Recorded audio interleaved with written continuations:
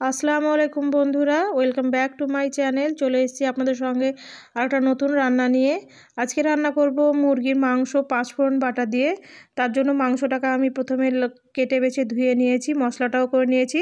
কড়াইতে দিয়ে দিলাম তেল, তারপরে দিয়ে দিলাম পেঁয়াজ কুচি, একটুখানি জিরে, শুকনো লঙ্কা ফোড়ন আর একটুখানি চিনি। পেঁয়াজটাকে লাল করে বেটে নেব। পেঁয়াজটাকে লাল করে ভেজে নেওয়ার পর একটুখানি তেজপাতা আর গোটা গরম মশলা দিয়ে নিলাম। পেঁয়াজটা লাল করে ভাজলে তরকারি কালারটা খুব ভালো হয়, আর চিনি দিলেও তরকারিটা একটু লাল মতো হয়। তারপর দিয়ে দিলাম আদা রসুন বাটা, জিরে, আদা, পাঁচফোড়ন বাটা। এটা দেওয়ার পর মশলাটাকে ভালো করে কষাতে হবে। মশলাটা নেড়েচেড়ে ভালো করে কষিয়ে নিতে হবে। মশলাটাকে খুব ভালো করে কষাতে হবে।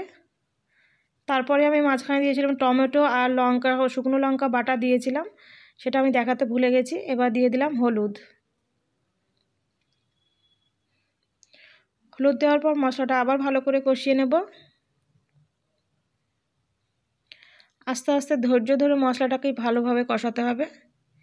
এমনি নর্মাল মশলা দিয়ে সবাই চিকেন খেয়েছেন, কিন্তু পাঁচফোড়ন যোগ করে মশলা বেটে যদি চিকেন রান্না করা যায়, তার স্বাদ ও গন্ধটা একটু অন্যরকম হয়। একবার করে দেখবেন, খুব ভালো লাগে খেতে। মশলাটাকে ভালো করে কষিয়ে নিচ্ছি, একটু একটু মাঝে জল দিয়ে কষিয়ে নিতে হবে। মশলাটা কষানো হয়ে গেলে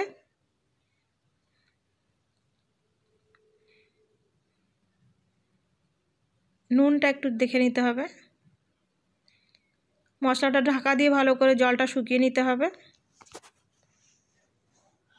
ঢাকা খুলে মশলাটা জল শুকিয়ে গেছে কিনা দেখে নেব। জল শুকিয়ে গেছে, মশলাটা ভালো মতো কষানো হয়ে গেছে। এবার মাংসগুলো মশলার উপর দিয়ে দেব।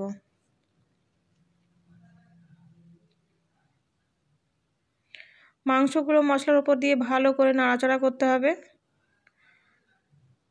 মাংস থেকে জল বার হবে, ভালো করে কষিয়ে মাংসের জলটাকে একদম শুকিয়ে নিতে হবে। এই পর্যায়ে আমি কিছু কাঁচা পেঁয়াজ দিয়ে দিলাম। কাঁচা পেঁয়াজ দিলে মাংসের গ্রেভিটা খুব ভালো হয়।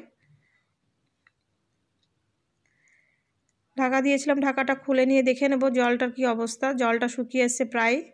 আর একটু কষিয়ে নিয়ে ভালো করে জলটা শুকিয়ে নিতে হবে। মাংসটা কষা যত ভালো হবে, মাংসের টেস্টটাও তত ভালো হবে, কালারটাও ভালো হবে।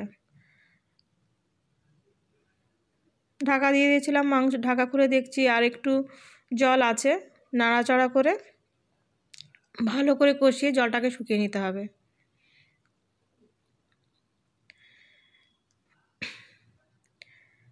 ভালো মতো কষানো হয়ে গেলে জলটা যখন একেবারে শুকিয়ে মাংসের কালারটা আরেকটু চেঞ্জ হয়ে যাবে, লাল লাল একটু কালচে টাইপের হবে, তখন আমি মাংসটাকে ঢাকা দিয়ে দেব।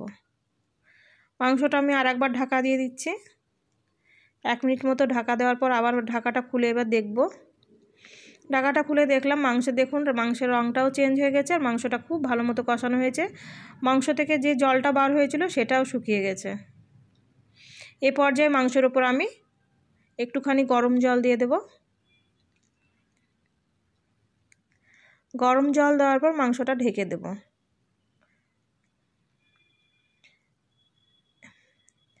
এই মতো অবস্থায় প্রায় 10-15 মিনিট মতো রেখে ঢাকাটা খুলে দেখে নিতে হবে যে গ্রেভিটার কি অবস্থা। গ্রেভি যেরকম রাখবেন, মাংসের ঝোল বা গ্রেভি যেরকম রাখবেন, সেই রকমভাবে করে মাংসটা গ্যাসটা বন্ধ করে দেবেন। উপর থেকে আমি দিয়ে দিলাম পাঁচফোড়ন, জিরে, ধনে গুঁড়ো, ভাজা করে রাখা গুঁড়ো। এর সঙ্গে আমি একটু গোটা গরম মশলা দিয়ে ভেজে গুঁড়ো করে নিয়েছিলাম, সেটাই দিয়ে দিলাম। এটা দিলে মাংসের টেস্ট আসে, গন্ধটাও খুব সুন্দর হয়। এরকম করে দিয়ে দেখবেন, খুব সুন্দর সেন্ট বার হয় থেকে। রেডি আমার পাঁচফোড়ন দিয়ে মুরগির মাংসের ঝোল। ভালো লাগলে লাইক করবেন, শেয়ার করবেন, আর আমার পাশে থাকার জন্য চ্যানেলটিকে সাবস্ক্রাইব করে দেবেন। Thank you for watching my video.